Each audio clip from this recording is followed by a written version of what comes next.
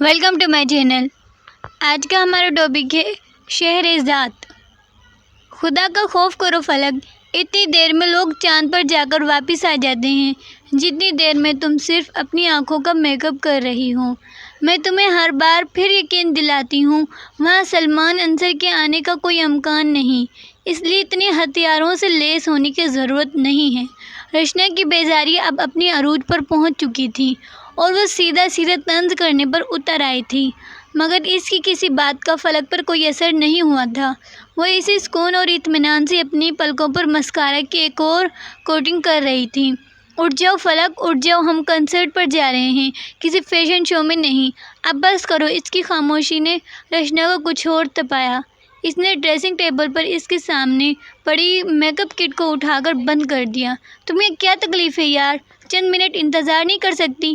فلک نے اس کے ہاتھ سے میک اپ کٹ چھینتے ہوئے کہا۔ مجھے قطعاً کوئی تکلیف نہیں ہے، مگر یار جتنی جان فشانی سے تم میک اپ میں مصروف ہو، اس سے تمہیں ضرور کوئی تکلیف ہو جائے گی۔ فلک اس کی بات کا جواب دیے بغیر ایک بار پھر مسکارا لگانے میں مصروف ہو گئی۔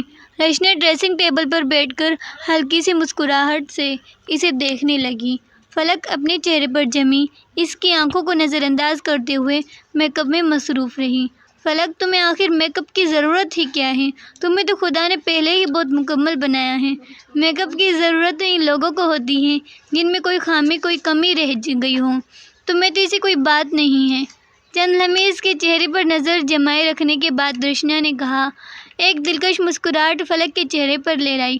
ایک خاص ادا سے دایاں ابرو اچکاتے ہوئے اس نے کہا، جانتی ہوں مجھے میک اپ کی کوئی ضرورت نہیں، مگر سلمان کو میک اپ پسند ہے، اور جو چیز اسے پسند اور فلک کو کیسے ناپسند ہو سکتی ہے؟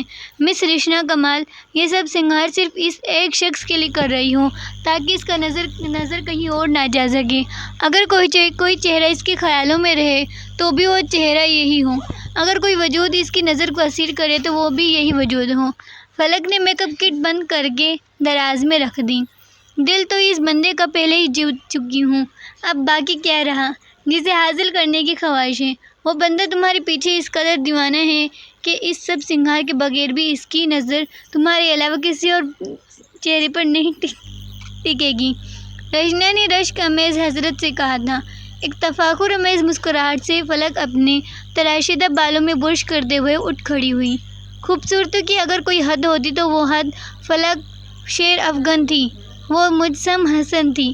جو نظر ایک بار اس چہرے کو دیکھ لیتی وہ دوبارہ کچھ اور دیکھنے کے قابل نہیں رہتی تھی۔ اسے نظروں کا اسیر کرنے کا ہنر آتا تھا۔ بعض دفعہ وہ اپنے وجود کو آئینے میں دیکھتی اور خود اپنے سحر میں گرفتار ہو جاتی اور پھر سوچتی، اگر میں ایک عورت ہوتے ہوئے خود اپنے ہی عکس سے نظر ہٹا نہیں سکتی تو کسی مرد کے لیے کتنا مشکل ہوگا۔ یہ احساس اسے بیٹھے بیٹھے قلوب پترا بنا جاتا۔ پھر وہ گھنٹوں اپنے آئینے کے سامنے بیٹھی سنگار میں مصروف رہتی۔ بہت سے لوگوں کو دنیا میں صرف ایک چیز ملتی ہے، بس ایک ہی چیز ملتی ہے۔ بعض لوگوں کو دنیا میں سب کچھ ملتا ہے اور سب کچھ ہی ملتا ہے۔ فلک شیر افغن دوسری فہرست میں آتی تھی۔ وہ شیر افغن جلیل کی اکلوتی بیٹی تھی، اور شیر افغن جلیل ملک کے نامور انڈسٹریلز تھے۔ اسے چاہا نہیں گیا تھا، بے تحاشا چاہا گیا تھا۔ اگر اس کے ماں باپ کا بس چلتا تو وہ واقعی اسے پلکوں پر بٹھا لیتے۔ وہ خود پسند بھی تھے، خود پرس بھی تھے، کوئی اور خامی اس میں نہیں تھی، یا شاید اس کا حسن کسی دوسرے کو اتنی جرأت ہی نہیں دیتا کہ وہ فلک شیر افغن کی کوئی خامی ڈھونڈ پاتا۔ اس نے ہر جگہ سے ستائش پائی تھی، چاہے وہ گھر ہو یا اسکول، کالج ہو یا یونیورسٹی۔ وہ لڑکیاں بھی جو اسے حسد کرتی تھیں، کہیں نہ کہیں ان کے دل میں بھی اس سے دوستی کی خواہش ضرور دبی رہتی تھی۔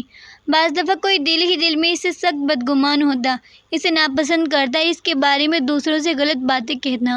پھر وہ ایک بار ہی اس سے مخاطب ہوتی، حال احوال پوچھتی، مسکراتی اور اگلے چاروں شان چت ہو جاتا۔ پھر اس میں کوئی مزاحمت ہی باقی نہیں رہتی۔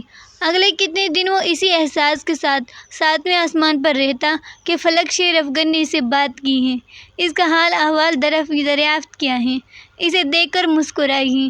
پھر وہ دوبارہ کبھی اس کی مخالفت کرنے کی جرأت نہ کرتا۔ وہ اکثر اپنے مخالفین کو اسی طرح چت کیا کرتی تھی۔ وہ یونیورسٹی میں MFA کر رہی تھی۔ اگر اس کا حلقہ احباب لمبا چوڑا نہیں تھا اس کے دوستوں کی تعداد محدود تھی۔ اس کی چند دوستیں وہی تھیں جن کے ساتھ اسکول کے زمانے سے اس کی دوستی تھی۔ وقت گزرنے کے ساتھ ساتھ یہ تعلق نہ صرف مضبوط ہوا بلکہ اس کی دوستی میں کوئی اضافہ بھی نہیں ہوا۔ رچنا بھی اس کی انہی گہری دوستوں میں سے ایک تھی اور اس سے اور مریم ہی اس کا سب سے زیادہ میل جول تھا۔ فلک کے لیے رشتے تب سے آنے شروع ہو گئے تھے جب وہ اسکول میں تھی، مگر شیر افگن نے بڑی خوبصورتی سے سب کو ٹال دیا۔ وہ چھوٹی عمر میں اس کی شادی کرنا نہیں چاہتے تھے۔ ویسے بھی وہ جانتے تھے فلک کے لیے کبھی بھی رشتوں کی کمی نہیں ہوگی۔ وہ نہ صرف بے پناہ خوبصورت تھی بلکہ ان کی ساری دولت کی بھی مالک تھی۔ پھر اسی سونے کی چڑیا کو پھانسنے کے لیے شکاریوں کی تعداد میں دن بدن اضافہ کیوں نہ ہوتا۔